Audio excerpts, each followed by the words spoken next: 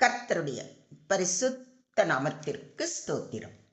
உயிர்த்தெழுந்த கிறிஸ்து சீஷர்களுக்கு செய்த அற்புதத்தை குறித்து இன்று தியானிப்போம். இயேசு திபேரியா கடற்கரையிலே மறுபடியும் சீஷருக்கு தம்மை வெளிப்படுத்தினார் என்பதை யோவான் எழுதின நற்செய்தி நூல் 21ஆம் அதிகாரத்தில் வாசிக்கிறோம். அந்த அதிகாரத்தில் சொல்லப்பட்ட நிகழ்வை குறித்தும் அதில் இருந்து நாம் கற்றுக்கொள்ள வேண்டிய பாடங்களை குறித்தும் சற்று ஆழமாக தியானிப்போம்.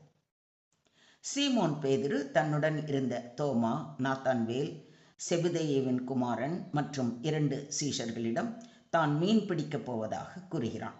உடனே அவர்களும் நாங்களும் உம்முடனே வருகிறோம் என்று கூறி அவனுடன் சேர்ந்து படகில் புறப்பட்டார்கள். அந்த ராத்திரியிலே அவர்கள் ஒன்றும் பிடிக்கவில்லை. விடியற் காலமான போது இயேசு கரையிலே நின்றார். ஆனால் சீஷர் அவரை இயேசு என்று அறியாமல் இருந்தார்கள். இயேசு அவர்களை நோக்கி, பிள்ளைகளே, புசிக்கிறதற்கு ஏதாகிலும் உங்களிடத்தில் உண்டா என்றார். அதற்கு அவர்கள் ஒன்றுமில்லை என்றார்கள். அப்பொழுது அவர், நீங்கள் படவுக்கு வலது புறமாக வலையை போடுங்கள், அப்பொழுது உங்களுக்கு அகப்படும் என்றார். அப்படியே அவர்கள் போட்டு திரளான மீன்கள் அகப்பட்டதினால் அதை இழுக்க மாட்டாதிருந்தார்கள். ஆதலால் இயேசுவுக்கு அன்பாயிருந்த சீஷன் பேதுருவை பார்த்து, அவர் கர்த்தர் என்றான். அவர் கர்த்தர் என்று சீமோன் பேதுரு கேட்டவுடனே தான் வஸ்திரம் இல்லாதவனாய் இருந்தபடியினால் தம் மேற்சட்டையை கட்டிக்கொண்டு கடலிலே குதித்தான். மற்ற சீஷர்கள் படவில் இருந்து கொண்டே மீன்கள் உள்ள வலையை இழுத்து கொண்டு வந்தார்கள். அவர்கள் கரையில் வந்து இறங்கின போது கரி நெருப்பு போட்டிருக்கிறதையும் அதன் மேலே மீன் வைத்திருக்கிறதையும் அப்பத்தையும் கண்டார்கள். இயேசு அவர்களை நோக்கி, இப்பொழுது பிடித்த மீன்களில் சிலவற்றை கொண்டு வாருங்கள் என்றார். அவர்களுடைய வலையில் 153 பெரிய மீன்கள் இருந்தும் வலை கிழியாமல் இருந்தது. இயேசு சீஷர்களை அழைத்து, வாருங்கள், போஜனம் பண்ணுங்கள் என்று கூறி அப்பத்தையும் மீனையும் எடுத்து அவர்களுக்கு கொடுத்தார். இயேசு மரித்தோரிலிருந்து எழுந்த பின் தம்முடைய சீஷர்களுக்கு அருளின தரிசனங்களில் இது 3வது தரிசனம். தோமாவிற்கு பிறகு இயேசு கலிலேயா கடற்கரையில் சீஷர்களுக்கு தரிசனமானார். பேதுருவும் அவனுடன் மற்ற சீஷர்களும் மீன் பிடிக்க கடலுக்கு சென்று இரவு முழுவதும் பிரயாசப்பட்டும் ஒன்றும் கிடைக்கவில்லை. இயேசு வலையை வலப்பக்கத்தில் வீசுங்கள் என்றார். அவருடைய வார்த்தைக்கு கீழ்ப்படிந்து நடந்தபோது மிகுந்த மீன் கிடைத்தது. இயேசுவின் வார்த்தைக்கு கீழ்ப்படியும் போது ஆசீர்வாதம் வரும். தோல்விக்கு பிறகும் அவர் நம்மை விட்டுவிட மாட்டார். இதை நீங்கள் விசுவாசிக்கிறீங்களா? இயேசுவோடு கூடவே இருந்த பேதுரு அவரை 3 முறை மறுதலித்த போதும் உயிர்த்தெழுந்த கிறிஸ்து அவருடைய சீஷர்களுக்கு தரிசனமாகி சமாதானம் உண்டாவதாக என்று வாழ்த்தினார். அவர் உயிருடன் இருந்தபோது போதித்த போதனைகளை தெளிவாக கேட்டவன் பேதுரு. அவர் சொன்னபடியே உயிர்த்தெழுந்ததை கண்ணார கண்டவன் பேதுரு. அவர் இவர்களுக்கு செய்ய சொன்ன எல்லாவற்றையும் மறந்தவனாய் மீண்டும் பழைய தொழிலான மீன்பிடிப்பு தொழிலுக்கே கிளம்பினான்.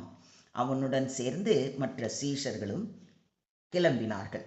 அவர்கள் குழப்பத்திலும் உறுதியற்ற நிலையில் இருந்தார்கள். அழைப்பு இருந்தாலும் பழைய வாழ்க்கைக்கு திரும்ப முயற்சி செய்தார்கள் என்று இந்த நிகழ்விலிருந்து நாம் அறிகிறோம்.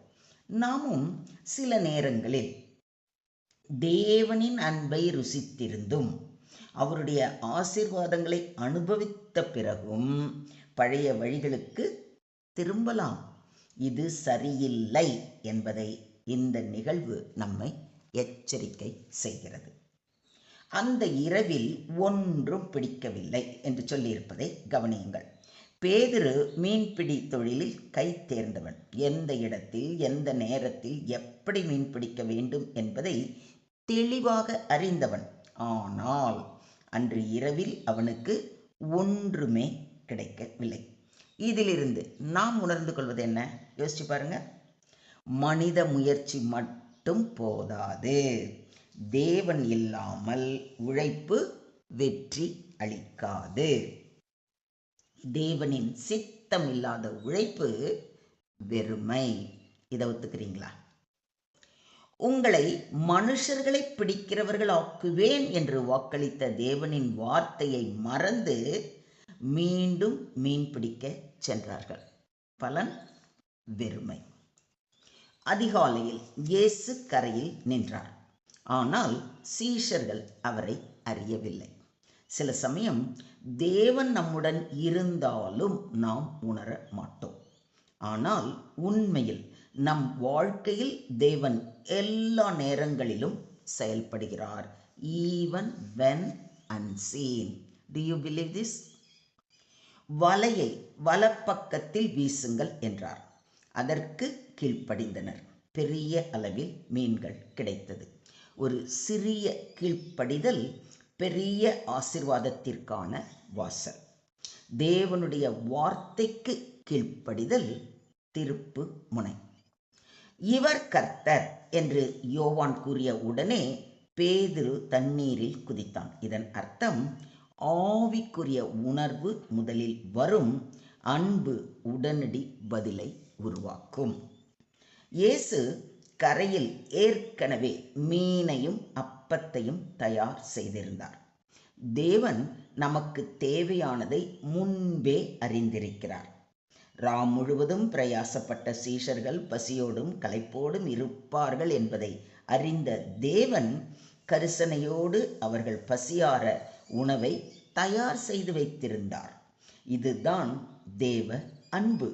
தேவன் தன் பிள்ளைகளை ஒருபோதும் குறைவுபட விட மாட்டார். எதையும் விசுவாசிக்கிறீங்களா?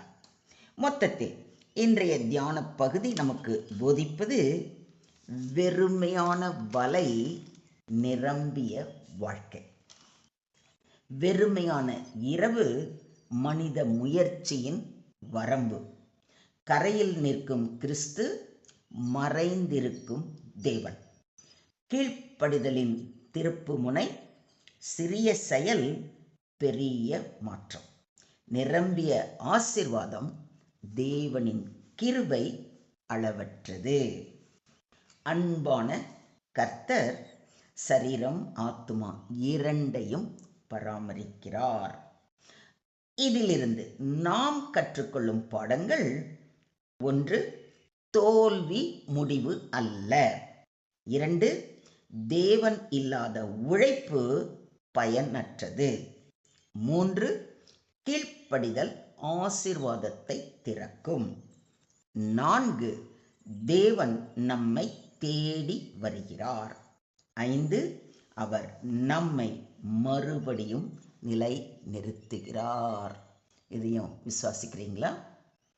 After his resurrection, Jesus appeared to his disciples at the Sea of Galilee. They toiled all night and caught nothing. But when Jesus instructed them to cast the net on the right side, they caught a great number of fish. Human effort without God leads to emptiness. Obedience to Christ brings breakthrough. Jesus meets us in our failure. He provides, restores, and renews our calling. Do you believe this? ஸ்தோத்திரம் ஆண்டவரே, ஸ்தோத்திரம் கர்த்தாவே, ஸ்தோத்திரம் ஸ்தோத்திரம் ஸ்தோத்திரம் அப்பா. அன்பான பரலோக தந்தையே, கலிலேயா கடற்கரையில் சீஷர்களை சந்தித்தது போல எங்களையும் சந்திக்க வேண்டுகிறோம்.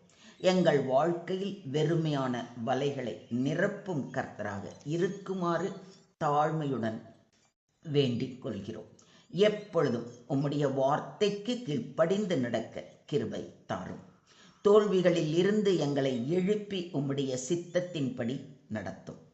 எப்பொழுதும் உம்முடைய சித்தத்திற்கு எங்களை முற்றிலுமாக ஒப்பு கொடுத்து வாழ கிருபை செய்ய வேண்டி எங்களை முற்றிலுமாக தாழ்த்தி உம்முடைய கரங்களிலே ஒப்பு கொடுக்கிறோம்.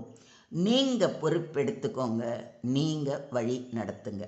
சகல துதி கன மகிமை யாவையும் ஒருவருக்கே செலுத்துகிறோம். மீட்பர் இயேசுவின் மூலம் ஜெபம் கேளும் எங்கள் ஜீவனுள்ள தகப்பனே. ஆமென்.